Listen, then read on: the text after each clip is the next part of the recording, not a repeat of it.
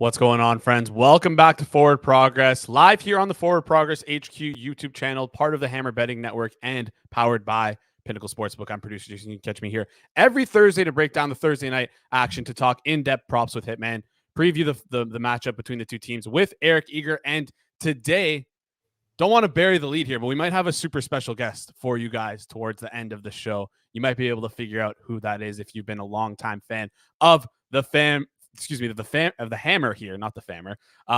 Let's just get this out of the way, guys. You guys know I ask for this every stream. Smash that like button, hit that subscribe button. Does a lot of help for us here on YouTube, helps support the show. I'm going to bring Hitman on in a second. Before I do, I want to give a quick shout out to our sponsors over at Pinnacle. Pinnacle is the world's sharpest sportsbook and has been one of the world's sharpest sportsbook for the last 25 years. They have everyday competitive odds, and we love to preach line shopping on this channel. With their everyday competitive odds, you can often find the best price for games on Pinnacle. If you want to sign up for Pinnacle and support the show, make sure you check out Pinnacle and sign up using the code HAMMER. That's code HAMMER. When you're signing up, help support us here. Your trusted sportsbook for 25 years. Not available in the U.S. Please play responsibly. I just want to bring Hitman in here right now, if I can find it. There we go. Hitman, before we start, I just need to get something off my chest here and out of the way. You are getting roasted on the Wednesday stream, and I'm tired of it, okay? First of all, I've been incorrectly double counting your leans and your best bets. So all your best bets that are leans, I'm marking those as lean losses, which is wrong.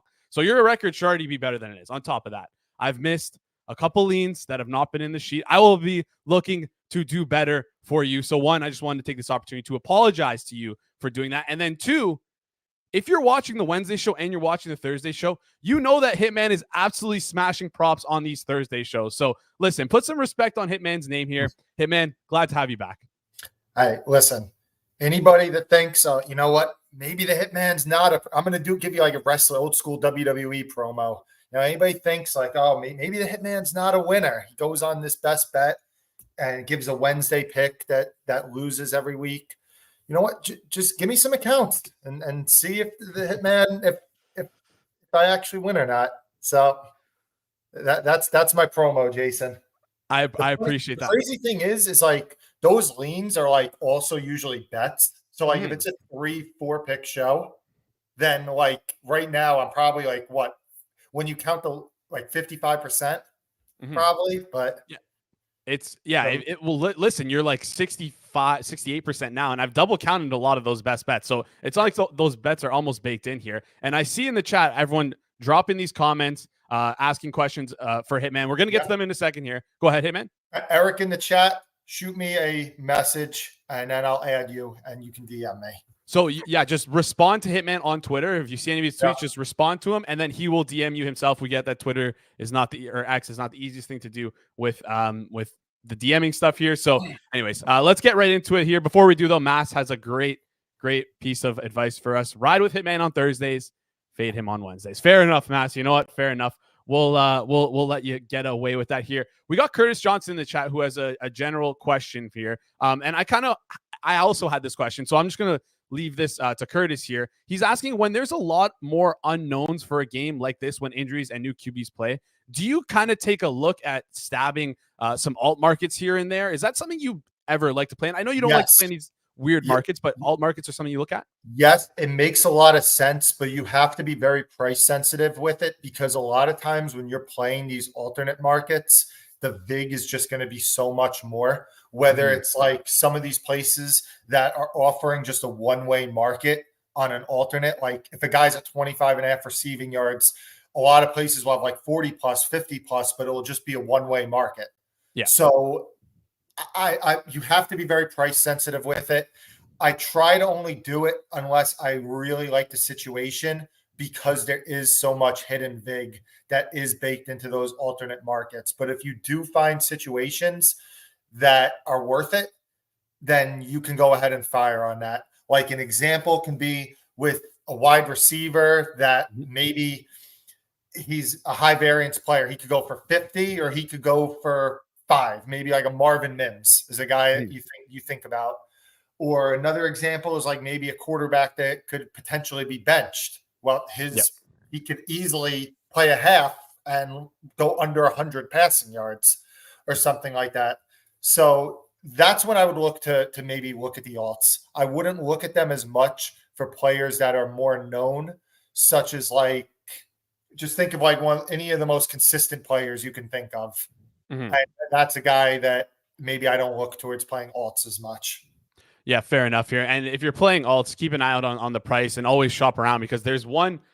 I don't want to shout out the sportsbook. There's one sportsbook that I found for like alt. If you're, I know you talked about not playing one-way markets here, but if there's nothing available and you want to hit an alt over here, there's often one sportsbook that is laying some pretty crazy numbers compared to the other sportsbook that are offered here in Hitman. You probably know which one I'm talking about here, but we don't want to give them any free press. Let's look at the chat here. We got a couple questions coming in. A reminder, if you want any questions answered, please feel free to drop in the chat. All you have to do is hit that subscribe button, be subscribed for 1 minute, and we will get around to those questions here. We got a question coming in from Josh Gruber. He's asking Donald Parham over 8.5 minus 115 here. We don't know much about Easton Stick here. I mean, how many games? I feel like he hasn't even played any games in the NFL so far. Big question mark here. Any thoughts on Donald Parham over 8.5, best price at 115? Give me 1 second. I'm just looking right now at what his snap counts were last week, because if I remember correctly. So I have the Chargers snap counts here for tight end here. It seems like I'm looking at it. I mean, last week, I mean, he ran 12 routes. Mm-hmm. Like, do they? I haven't really handicapped it much, to be honest. Maybe like I could see your angle is maybe that like, all right, Keenan Allen's out, Joshua Palmer could be a little bit limited. Maybe you see more 12 personnel from the Chargers. I think that it's maybe something that you look at live instead of facing now. If you notice that they are in some more 12 personnel, and that's the change that they made to their offense based off their wide receiver injuries, maybe look to attack it there. To be honest, I doubt that I get involved much pre-flop. I mean, he ran 12 of 48 routes last week. I don't know. I doubt I get involved pre-flop. Fair enough here. Hitman saying if you're looking to get Donald Parham, keep an eye on the game, watch what's happening, and maybe look at some live prices there. We got a question here. I know you're not big in the anytime TD market. You kind of like to stay off that market, but it seems like more of a hedging question here from Eric. He asked, hey, man, if you're holding a stick, Easton Stick, 11-1 anytime touchdown ticket for a healthy amount, would you look to arb back at the minus 667, or would you just, if you have a good price, kind of let it play? By the way, Eric, that's a great bet by you. I know that price was out there. I did not get it, unfortunately, but that's a great price on a quarterback that runs 4.6 to be holding 11-1. Great bet by you. It's just a personal question. I mean, me probably no. I am very. I'm willing to take a lot of risk. So I'm not.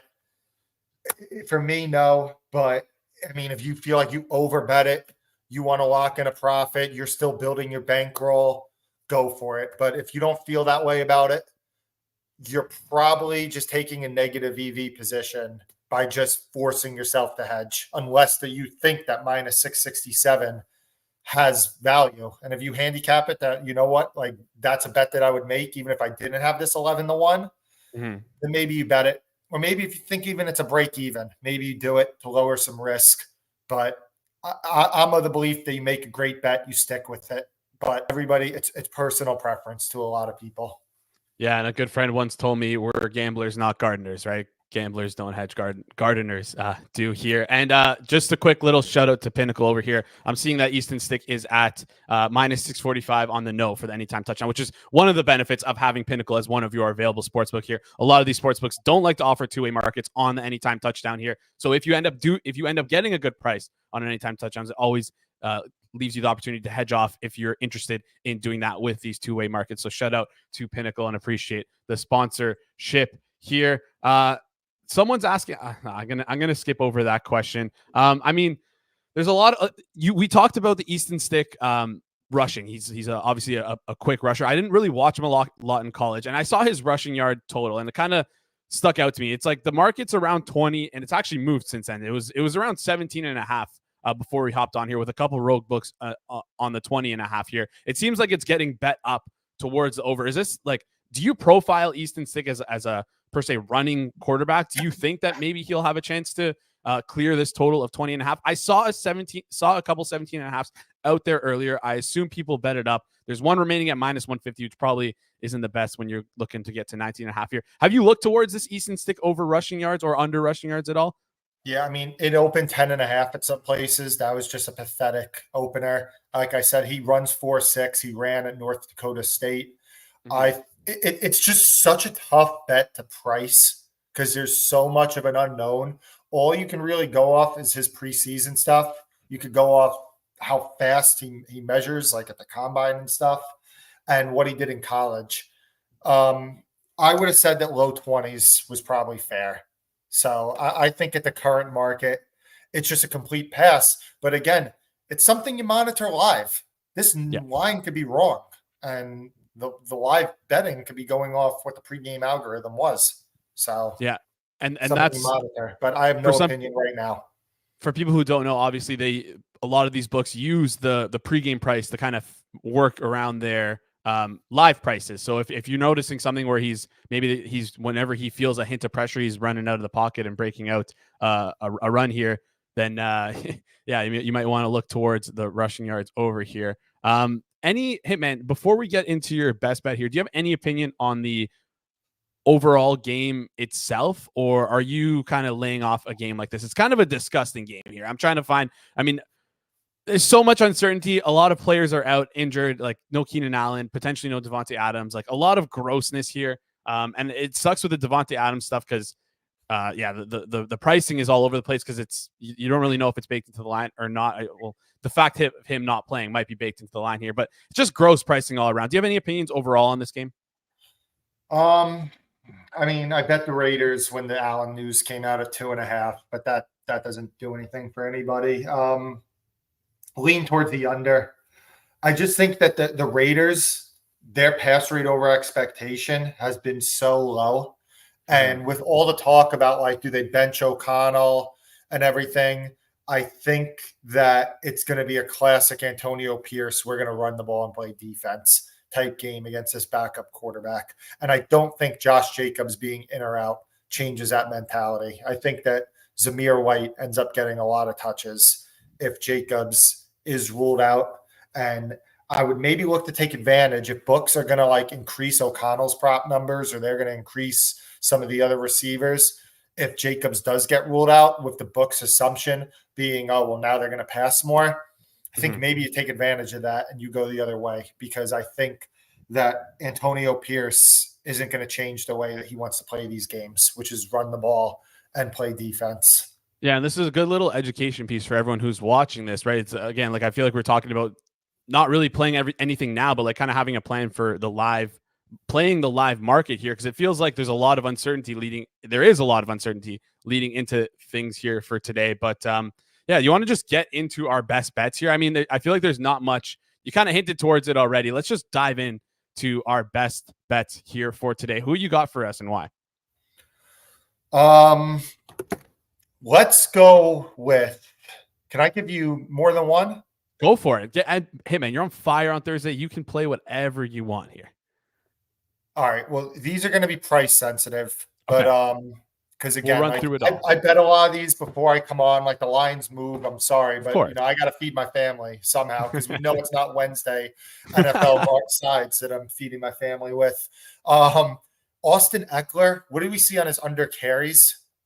Austin Eckler, I have his rush attempts at 13.5 right now. Best price I can find is a minus 125 here at 13.5, but that's minus 140 is a more widely available. Yeah, minus 140 is okay. A little bit thin at minus 140, but Austin Eckler, like if you look at, he was getting like a way bigger share of the rush load than he was last week. And that report came out with Brandon Staley saying we might look to switch up the carries a little bit. I mean, it came to fruition. Austin Eckler got 10 carries last week, and the other running backs got, I believe Spiller got 6 and Josh Kelly got 3.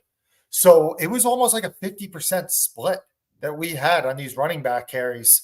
So I think that probably does end up carrying over. We see that maybe the Chargers getting a little bit more conservative with their veterans. I mean, Keenan Allen is going to be out for this game. The season is practically over. Not saying that the Chargers don't want to win, but remember, Austin Eckler's been playing hurt. It's a guy that's going to be entering free agency or looking for another contract after this season. I just don't think that they wear him down. And you have a situation now where they're 3-point underdogs in this game. I think that Spiller and Kelly still eat into this workload a little bit. I thought the 13.5 carries was a little bit high. And then another that I like, I am all in on Aiden O'Connell unders. I've bet his under completions. I've bet his under yards. I've bet his under touchdowns. I've bet his under attempts. I bet his under rush yards at one point also. Numbers beat up a little bit, but I think that the one that still has the most value is his touchdown passes. You can find, like, what do we find? Like plus 160-ish? I know there's some even better out there. Plus 165 for the under half touchdown here. Plus 180, it looks like. Yeah, plus 180 is probably the best widely available number here. There's a 170. I went down like plus 155, plus 160 on O'Connell under a half touchdown. So again, we just want to embrace the variance in this game. That it's a possibility that one, it's a possibility that it's a snoozer of a game. I mean, it's a 34.5 total. Then there's another possibility that that the passing volume is just way down for the Raiders in a game where they're probably not going to have to be able to leave, go away from their game plan. It's probably going to be a close one possession game throughout in all likelihood. And then the third thing is that we have the possibility that he gets benched if he's ineffective, and we're getting a big plus money price. So I think that the O'Connell unders are not bad. And I think that the best one that's still on the board is we look at that plus money price on the under a half touchdown. So we're going to lock both those plays in here. Just want to make sure you go with this. Austin Eckler under 13.5 rush attempts to win 100, to win one full unit, $100. And then we're going to lock in the Aiden O'Connell to win, or plus 180, under half TD pass. We're going to lock in 1 unit base for that. Are you good with 1 unit for both of those? That's cool. All right, perfect. I'm going to track both of those, and then I will let you get out of the door here. But before we do, I ask you every single time before you sign off here, unofficial prediction for tonight's game, and then any TD prop or first TD prop gun to your head that you would like think about, look at, or anything along those lines. Unofficial prediction is we got a snoozer that the Raiders win 13-10. Love so it. It's an under game.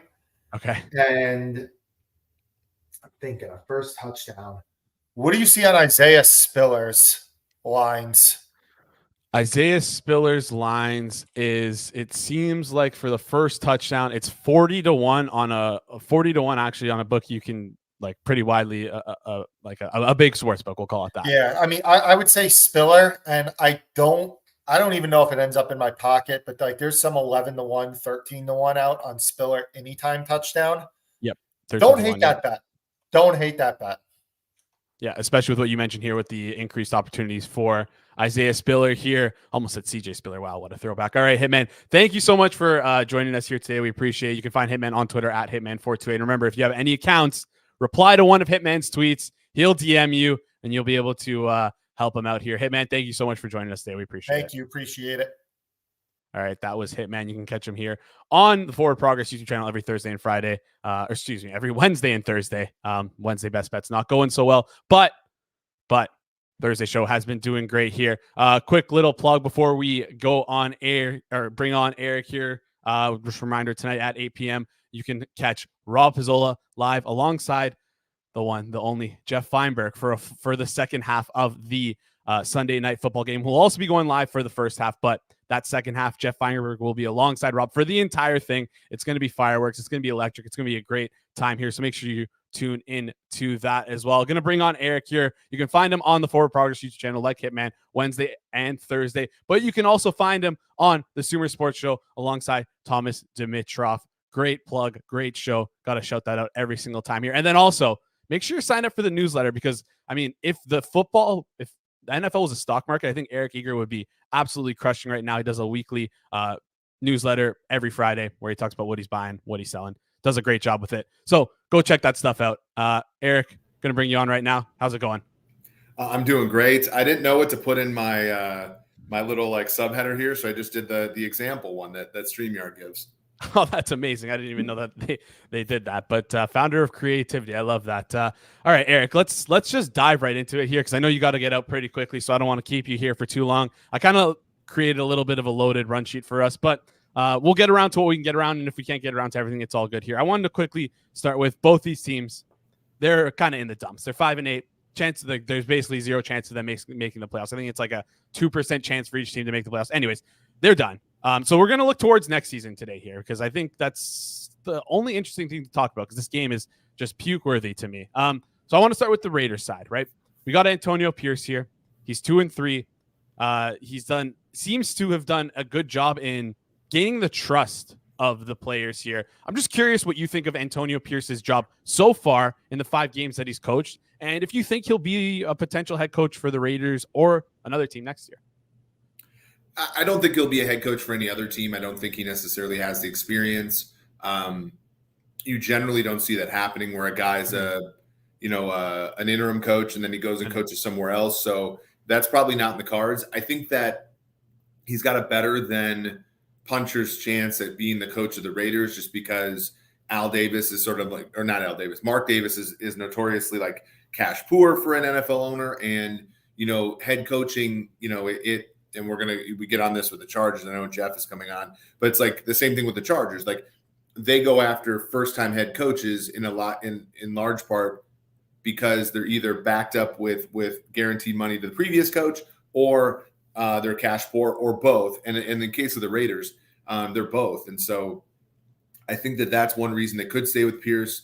They could just keep the regime in interim. I think it's hard though, because other than like Jason Garrett maybe, and I think Marty Schottenheimer back in the day with the Cleveland Browns in the 80s, like there's not a lot of like good success stories that come out of guys who keep the interim tag. So I think that that's going to be, tough for him to overcome.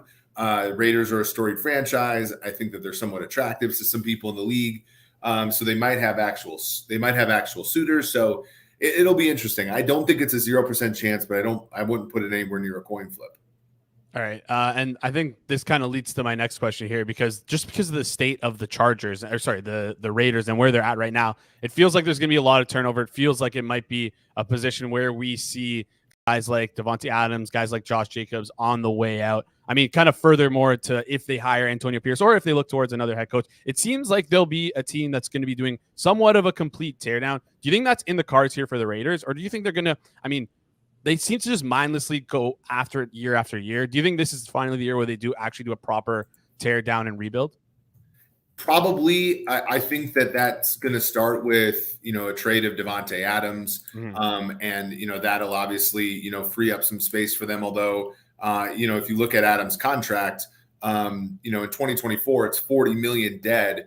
If they were to cut him pre-June 1, post-June 1, it's more like, 24.7 dead and only a 600,000 cap savings if they were to cut him.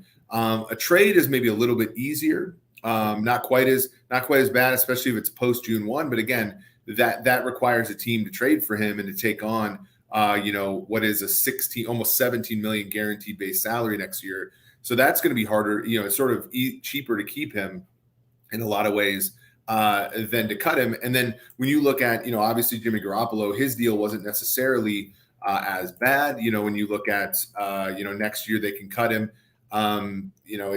They post June 1 cut him, they'll save $13 million. But again, that like all of those, like, okay, we have to designate this post June 1 and everything that leaves them out of the running for any like possible free agents and things like that with their cap space. So I think that would generally speaking signal, a team rebuilding because they can't necessarily bring any veterans in.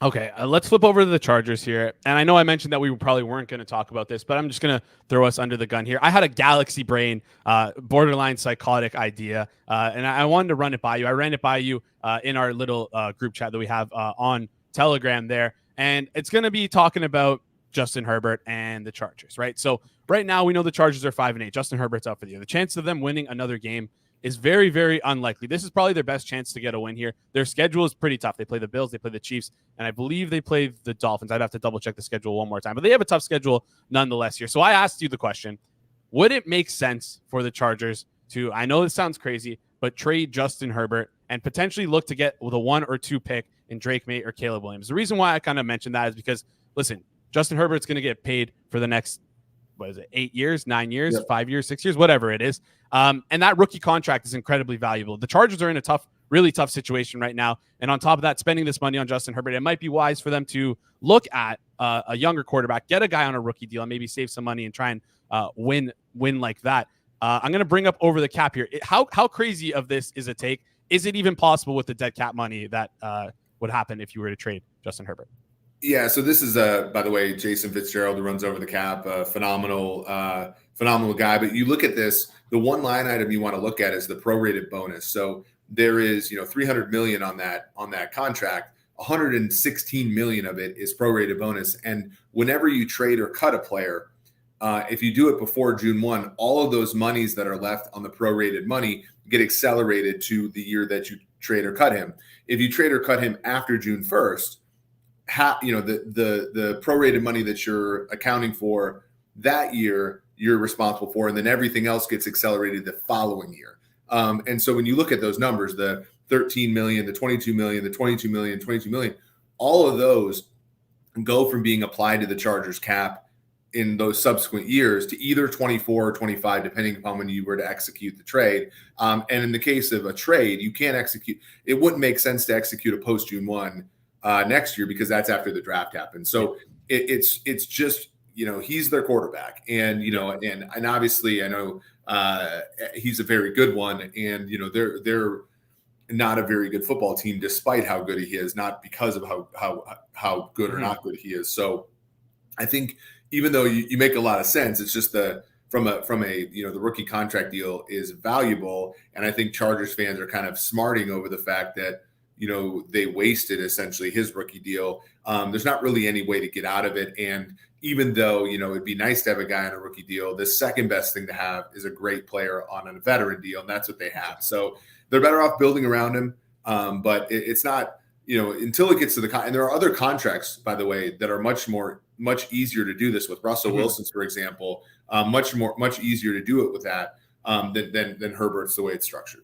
All right, I'm going to bring in, we have a special guest for the chat right now. Let's get those likes up, though, because we want to give a quick shout out to Jeff for agreeing to come on here.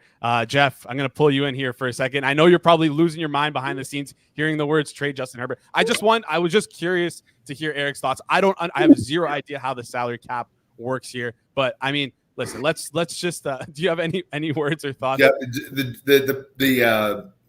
incredulity in Jeff's face over the idea of getting rid of a great quarterback is so palpable. I was like shaking. It was like me in line at my favorite sub shop, and the guy who behind the counter doesn't know me, and I like my sub pretty plain, and I see he's got this like mayo mustard gross knife like drenched in a sauce, and he's about to cut mine in half, and I'm like shaking. I'm shaking. That's what she did to me, Jason. I've heard this stupid hypothetical around the internet the last few days. Jack, I got your back, though. So there's no way it's going to happen. No way should it. I don't even care about the cap. Even like take the fact that there wouldn't be the cap hit. It is insane. Justin Herbert is not the problem. Justin Herbert can make every play. Justin was coached by an idiot, has the worst defense since he's entered the league, and he has like the 30th ranked run offense. I don't care which quarterback you think is great. He would have lost the same game Justin Herbert lost. He would have had his win fourth quarter drives taken away by the defense. You can insert any but like two quarterbacks in football. They all would be in the exact same spot as the Chargers are. I mean that from my core. Yes, you can think I'm a Spock defending him, and that is fair. And did he regress a bit this year? Sure, but do you know why this rumors? The Bears would give a nut to do this. I mean that. Eric, you agree with that? Like the Bears would do this happily. Dak Prescott's about to get paid. Tua's about to get paid. There's about a handful of guys that are about to get paid that are going to make Justin Herbert like the 7th best quarterback in football. Yeah, I mean, paid 6th, 5th. Yeah. Like, so that's all going to end in a year where he is on this QB pay scale. Sorry, he's far from the trade thing. That I was shaking like you're cutting my sub with a dirty knife. I apologize to cut that sub with the dirty knife here. Just the thought process was, again, we know the Chargers team is not perfect, and I thought maybe the rookie contract a total reset. I get it.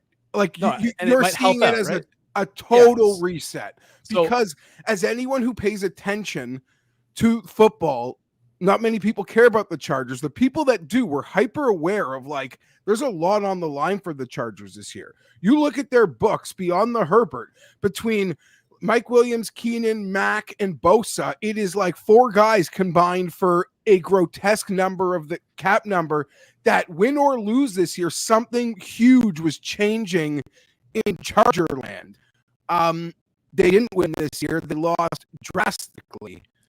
Like, really, there's not a team, in my opinion, that has suffered a worse season than the Chargers, other than the Carolina Panthers. I would have put the Bills in that, but it seems like they're on path to saving that scenario.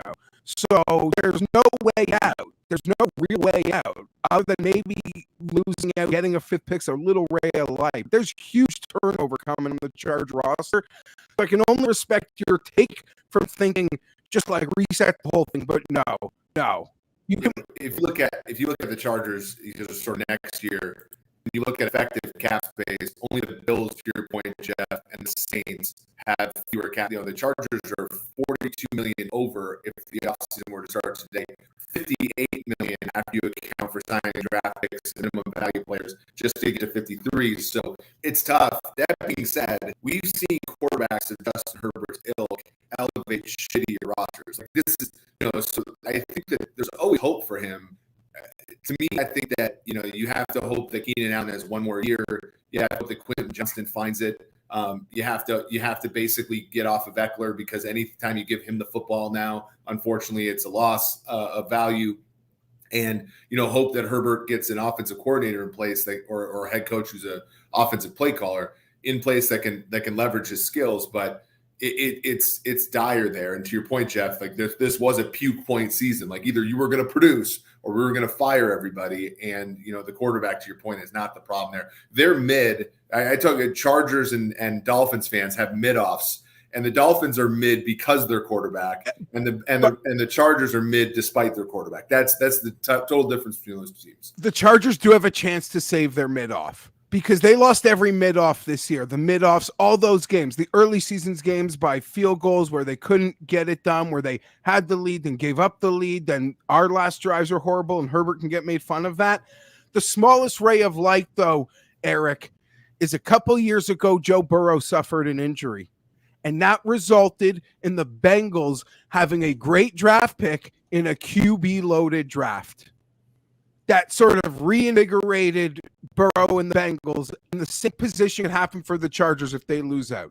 They lose out, they're drafting 5th, 6th in a draft where maybe 3 quarterbacks go ahead of them, so they will get one of the 2 or 3 highest graded football players in the board. Because the quarterbacks, their grades are in like their own island of how you grade them. They're important. So there's like one ray of light, but if the Chargers happen to like win 2 games and draft like 13th or 14th, it would literally be like the season would be just catastrophic. That's why I say that it's Carolina, and then it would be the Chargers, I think, in terms of who actually had the worst seasons relative to the program, directionally.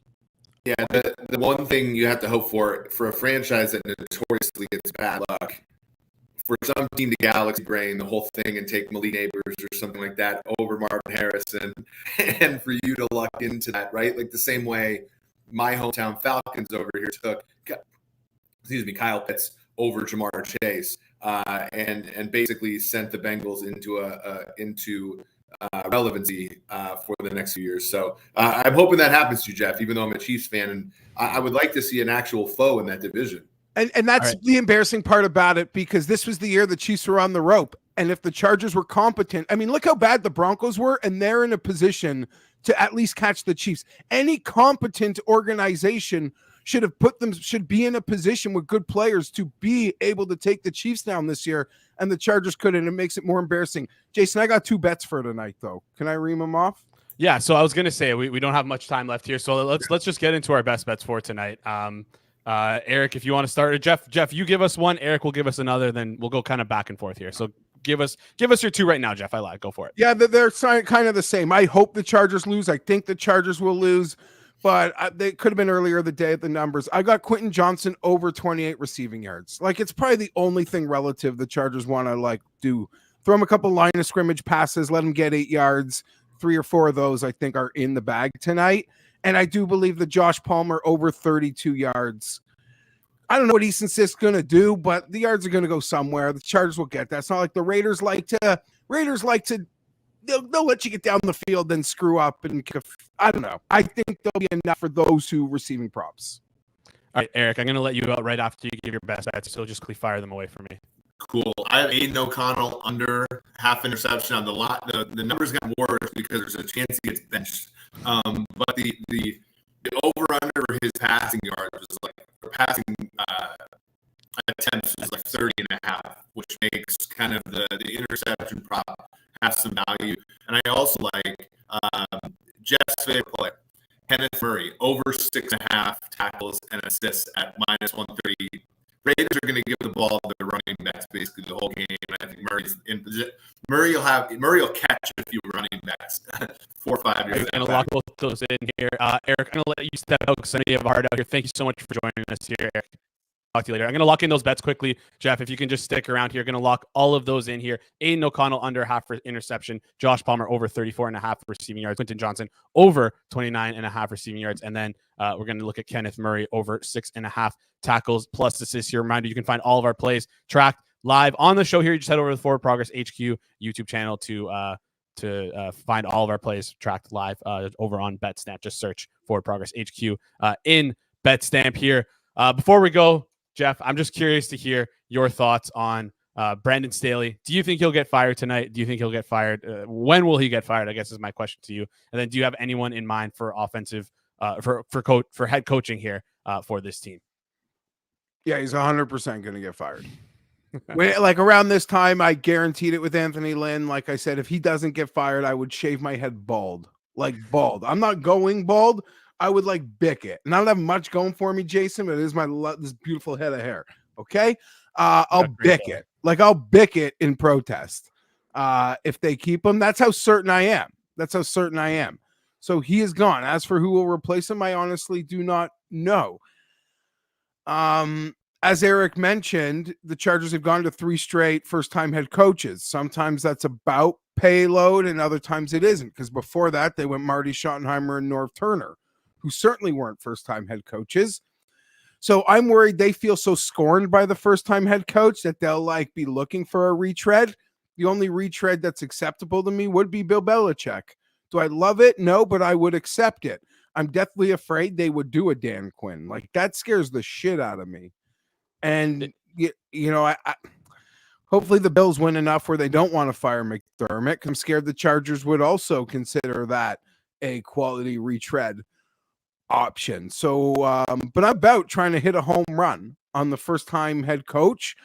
And I think you always prefer it to be offense, because if it's an offensive guy, Jason, who can unlock Herbert with let's say they hire a defensive head coach and then we get some coordinator who unlocks Herbert. That guy's gone. Mm-hmm. That guy's going to go like Brian Dable. You took Josh out. If someone can take Herbert and all the talent we see in the plays and be able to make it more consistent and often in 4 quarters, that guy's getting a head coaching job. So at least if that comes from the head coach, he's not going anywhere. Right? Kyle, like Sean McVay, that is why And another thing, not to make an excuse for Herbert, but now he's going to have to learn his like fourth offense in his fifth year in the league. Like, come on, man. Not easy on him. This is bullshit. This is bullshit. He's an academic All-American in biology. He likes the classroom. He puts in the time. He doesn't go to any nightclub. He doesn't do any of that. So, he's not going to be on a TMZ blotter or, topless posing with a tiger on a car doing like an off-season photo shoot. That's just not his personality. Yeah, but I don't know. You said, like, I'm not going to pretend like I'm Eric Eager and can rife off like 6 assistant coaches who are prime for jobs and interviews. Like anyone, I'm well aware of Ben Johnson, and I'm well aware of some other guys getting hype, like Frank Smith, the offensive coordinator in Miami, who was a former Charger. But I don't know. I'm not going to pretend to know. So I don't have that list yet, per se. Fair enough. And I appreciate your honesty here, Jeff. I'm going to sign off here. I have 3 questions. I kind of do this every week with each one of the guests here. I ask them for an unofficial prediction for tonight's game and a first TD prop that you like. But I want to ask one more question before that. And I think people might take this question the wrong way. And I think you'll understand where I'm coming from with this question here. I'm just curious if you think, because I wanted to get into Justin Herbert, but we obviously don't have enough time here to talk about Justin Herbert. But I'm just curious if the ceiling of Justin Herbert is Phillip Rivers' career, do you think Chargers fans would be happy? I don't know how to answer that. Like, if Justin Herbert is consistently some years he's the 3rd best quarterback in the league, other years he's the 8th best quarterback in the league. Once in his career, he's going to be like the 15th best quarterback in the league. In a thing that includes Patrick Mahomes, who's always going to be number 1. Yes. And I can acknowledge, like I do a show on my thing where we rank the quarterbacks before the year. Like I didn't have Herbert ahead of Burrow or Allen either. So now if we do the show next year, people will have Herbert 6th instead of 4th. Like whatever, man. I think the discourse is a bit overblown. I do. Like this, it's just semantics. Like you had him 4th this year, next year you'll have him 7th, the next year you'll have him 5th. Like it's all relative. We all know the talent's there. Someone's got to unlock it. I'm gonna lose my mind about it. But I hope I answered your question. You did, and I appreciate you joining us, Jeff, and I hope the chat does as well. If you can press that like button, it does a big favor for us here. Jeff, I'm going to let you go in 2 seconds here. Before I do, 2 questions. Unofficial prediction for tonight's game and first TD prop that you're looking at, or last TD prop, or anytime TD prop, or no TD prop. Just lay it on me. These are all gun to your head bets, not something I'm forcing you to If you asked me this morning, I would have said Easton Stick before that all got stormed. Now I'd say Michael Mayer. I'm joining Pizzola for the second half, and I'm going to have a lot of fun because I'd never do this in the regular season. I mean, if the games matter, every play matters. I don't care. But now I'm going to riff with Pizzola. I'm telling you, you'll hear like crazy shit. Like it'll get crazy. So when the game's boring, come join us for the second half. And I can count with Pizzola like how many teams will fire coaches, and then we can see how many teams I have to compete with. Final score. 2010 Raiders. Love it. Jeff, I appreciate you coming on here. And then I know I told you I'd let you go, but what's going to be your drink of choice tonight, or medicine of choice tonight, or legal medicine of choice? Yeah, so I'll be mix. I mix it. But I got a lot of Japanese beer left over from buying a case when I thought the Jays were signing Ohtani a week ago. So that's my fault, but I do enjoy it. It's dry. It's very dry, but I like it. It's good. It's going to be a fun one tonight, and as Jeff mentioned, you can catch him tonight here live on the Forward Progress YouTube channel. We'll be live for the entire game, but Jeff will be joining us for the second half of the Chargers-Raiders game. So if watching this solo and you want a little bit of background noise and have a little bit of fun throughout the stream, we've been doing live watch-alongs throughout the year here. Jeff, we appreciate you coming on. Any last words here? Al Michaels is like cashed out. He's so yeah, join Rob and I, because Al Michaels doesn't give a shit. He's right. He's taking that Amazon money. He can't wait to get to the tables after this game. I'm telling you, my guarantee is I'll do a better job making you laugh than him. Yes, and I mean, you've done so today here as well here, Jeff. Thank you so much for joining us. You can catch Jeff on the Mayo Media Network. You can also catch him here on the Forward Progress YouTube channel. Jeff, thank you for joining us. Clean that knife, Jason. I will. I'll clean that knife for you, Jeff. That was awesome, guys. I really appreciate Jeff jumping in here and joining us for the show here today. Don't forget to smash that like button, guys. It does a great help. We gave out a ton of bets for you guys. We're doing, seems like as the games get worse, the bets volume increases. Hopefully we can have another successful night like we did last Thursday here. Before we go, guys, I want to give a quick reminder, like I said before, live here on this YouTube channel, we're going to be doing a live watch along of the game, and Jeff guarantees it's going to be better than what you're going to hear from Al Michaels on the Thursday night football game. Before I sign off, one more reminder here, live at 2 p.m. tomorrow. We'll be back once again. I'll be live alongside Matthew Freeman from the Fantasy Life, John Legeza from the Athletic, and Jack Miller from Establish the Run. We're gonna be talking player props. We're gonna be talking injury fallouts from the Friday practice report. You don't want to miss this show. We've been actually riding it very hot the last couple of weeks. I think we were 5-6 on our bets last week. We absolutely crushed it last week here. Those guys have been doing a great job throughout the season. If you're used to losing bets here on the Forward Progress YouTube channel because of our Wednesday bets segment, don't worry about it. We got the Thursday and the Friday show to keep that bet stamp count afloat here. So thank you so much, guys, for tuning in. We really appreciate it. Hit that like button out the door for myself, for Eric Eager, for Hitman, for Jeff.